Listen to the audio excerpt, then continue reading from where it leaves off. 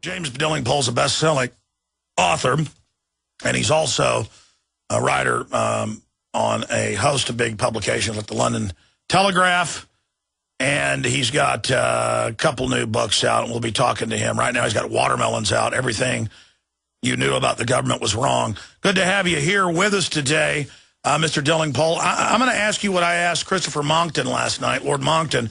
Is Al Gore at the edge of the cliff, tipping forward, staring into political extinction, or has he already hit the bottom and bounced, and is this a dead cat bounce that's just going to be good for laughs? Al Gore is on top of the cliff, and he's about to carry us all over the edge with him. That's what he's going to do. It's not good news. And listen, Alex, you have given the enemy ideas. When the New World Order arrives, they are now going to put you in a room with Al Gore's voice for the rest of your imprisoned life. Don't give them ideas. Well, I guess you do have a good point. That's why I did that economic news first and then forgot to put a bow on it. Everything's falling apart. We're imploding. China has none of these rules on it. Everything's shutting down in England, the U.S. Global depression, except in commie land where Al Gore's got companies, and he wants to slap giant taxes on everything. California's already done it and went from 30% unemployment to 35 in 6 months. The depressing thing about all this, about the coming global economic apocalypse, which is almost upon us, is that there are quite a few people out there who actually desired this thing. This was all part of the plan. If you go back to the Club of Rome, founded in 1968 in David Rockefeller's house in Italy, by two guys, Alexander King and Aurelio Peccei, and you read what these guys are saying about our economic future. And what you realize is that these guys wanted an economic collapse. They wanted to end industrial civilization, number one. And number two, they wanted a new world order. I mean, some of your listeners have probably heard this stuff before. Let me read out one line from one of their documents. This was published in 1974. Now is the time to draw up a master plan for organic, sustainable growth and world development based on global allocation of all finite resources and a new global economic system. That is, and they call this the master plan. They're quite open about it. This was in a book, 1974, Mankind at the Turning Point. This was in bookshops. This is not a conspiracy, or if it is a conspiracy, it's a conspiracy in plain sight. These guys knew exactly what they wanted, and now they are getting it. That's right. And so when we fight Al Gore and Lord Rothschild and David Rockefeller and all these people who've written hundreds of books, publications, End of the Family, world population reductions of 80%, post-industrial world, Maurice Strong, Hansen, Goddard Space Center, this is their religion.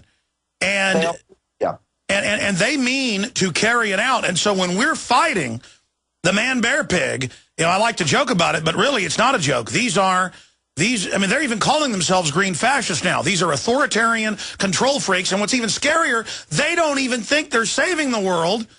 It's all a cynical way to seize total power. Yeah, I was talking to the leader of the British Green Party the other day, and I accused her of being a watermelon. You know, that's green on the outside, red on the inside. Do you know what she said? She said, I'm proud to be a watermelon. So these people are, as you say, completely upfront about what they want. You've got the Prince of Wales, our future king. He has just been made head of WWF UK. He said that we should all look forward to reducing economic growth, living more sustainably. Well, okay, you can live sustainably when you've got various palaces all over the country where you've got millions of pounds coming in. For the rest of us, it's not going to be easy, this new Great Depression. It's not going to be fun. You know, no matter how many Greens think it's a good idea to bomb us all back to the dark ages, we all live in yurts and subsist on grains. Actually, some of us would like an economic future for our children. Some of us would like to go to hospital and get medical treatment. Some of us don't want a life of toil and misery. That's why human beings developed. That's how Western civilization happened. We wanted to improve our lot, not make it worse. That's right. We watched our children starve to death, so we invented technologies. And what's sick about it is when you really get into their latest technocratic system, they plan for us to run around like Eloy and loincloths, those of us that are allowed to continue, while they are behind technotronic, high-tech national security reservations with their police helicopters and drones flying above us. When you really get into their writings, they're delusional. They think they're God. Yeah, I don't know how anyone in their right mind could wish for what is coming to us. But the fact is that you look at the writings of the Green Movement, everything from the Club of Rome to Paul Ehrlich's population bomb to Rachel Carson, Silent Spring, these guys all wanted the same thing. It's a religion based on anti-science. Because look at the facts. We are entering a solar minimum. A solar minimum like we had in the 19th century, early 19th century, when we had the famous year without a summer. We had a solar minimum like we used to have in the days when we had ice fairs on the River Thames. Now we're entering a period of global cooling. There has been no global warming since 1995. Even Phil Jones at the University of East Anglia, one of the arch warmists, admits this fact. So that's why we have emails from years ago saying, hide the decline. Hide the decline. That's what ClimateGate was all about. And I've written about this in this book, Watermelons, because it is very scary. These guys are totally upfront about what they've been doing. We're not the ClimateGate scientists, obviously, but I mean, all the evidence is there that these guys are lying to us. These guys want to destroy the global economy. But yeah, the facts are we are entering a period of global cooling. In periods of global cooling, it's harder to grow crops. That means riots. It means starvation. It means misery. Yet what are all the world's governments doing, all the world's Western governments anyway? They are making us pay carbon taxes. They are putting up wind farms, which don't even work. They are trying to deal with CO2 to stop global warming, but global warming hasn't been going on for over 10 years. But we know that that's just their cover, that the windmills are going to fix it. It's all select boondoggles in the hundreds of billions of dollars given to their select little pet companies. When you try to go put solar on your house, which is a great idea, they won't come out in most areas of the U.S. and give you the inspection unless you hook it into the main grid. They don't want us being independent and sustainable. This system is about we're in a modern civilization holding us hostage by curtailing it. That's what it's all about, is a selective mafia takeover of industries that aren't part of the inside club. Yeah, absolutely. And it is a mafia takeover because no free citizen would actually vote for this stuff if they possibly could. For example, in Britain, we have this massive drive for green jobs, as I believe that you have in America, unfortunately. It has been calculated by economists that for every green job created in Britain by through taxes, you lose 2 jobs. No, in Britain, 3.7. Oh, it's worse than Spain. Spain was 2.2. Britain so far, 3.7 jobs lost in the real economy. It has been the same across Europe. The Portuguese economy has completely been destroyed. But that's what Maurice Strong and Al Gore and all of them swore to do. They transfer the few jobs to their cronies while it destroys the other jobs, and they put more and more regulations on us, and everything moves to China, where Maurice Strong and all of them invest and live. It's a perfect plan. Yeah, well, China makes all the money from these wind farms. China makes all the parts. It mines the rare earth minerals for them. China is doing very well out of Western stupidity. Now, I know you're optimistic, but at the same time, you're a realist. In a football game, let's take soccer football. I mean, were they like 2 points ahead of us, but now we're 2-2, we just got 2 goals? Or are we 3 points ahead and they've got 1 point?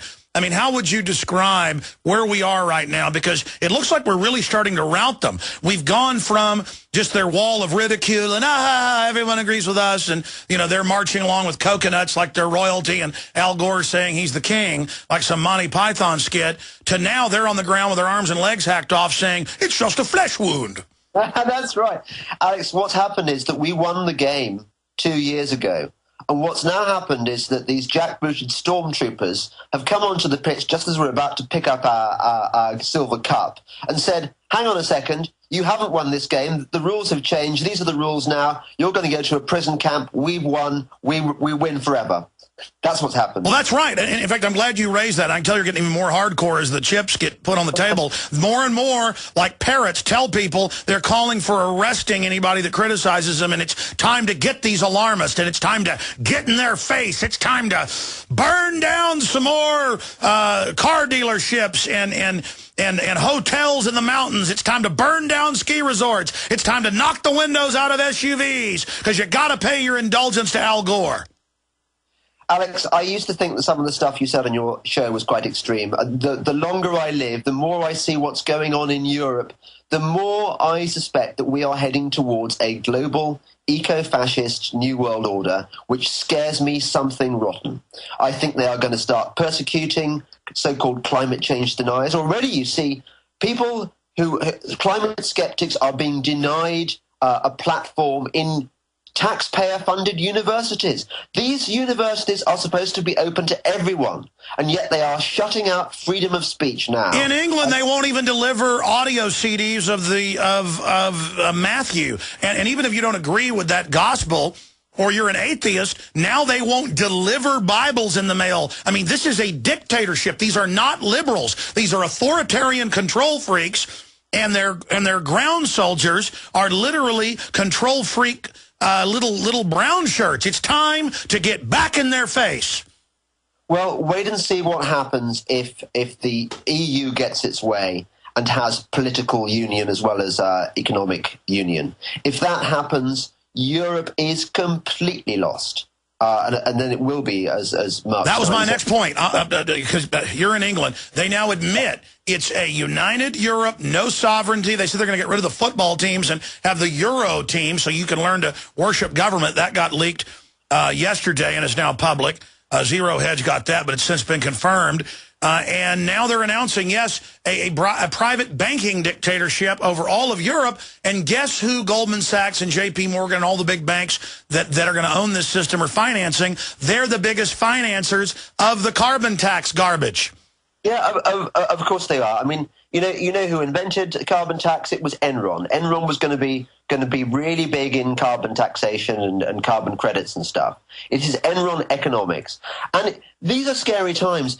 But if you actually consulted the people of Europe, even in Germany, most people do not want this stuff. They do not want a European socialist superstate. They do not want to be bailing out the Greeks. Most people in Europe actually want to be able to live their lives as they choose, free.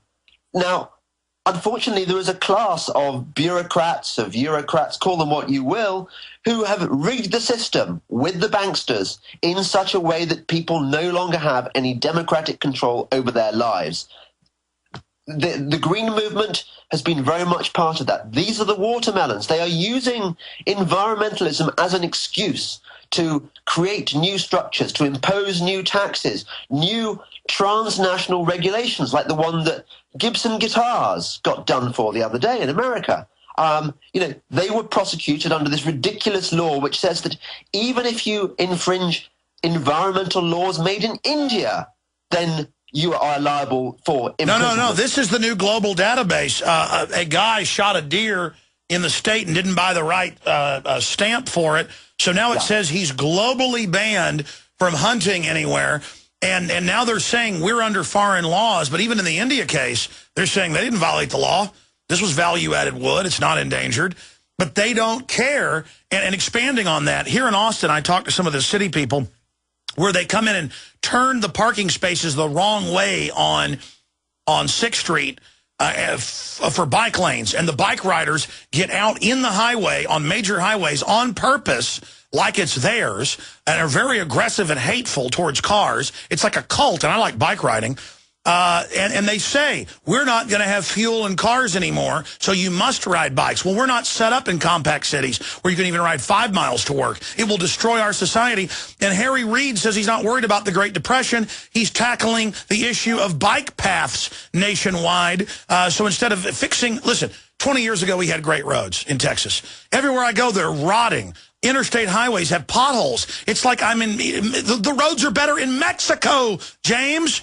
I can't take it. They're wrecking my country.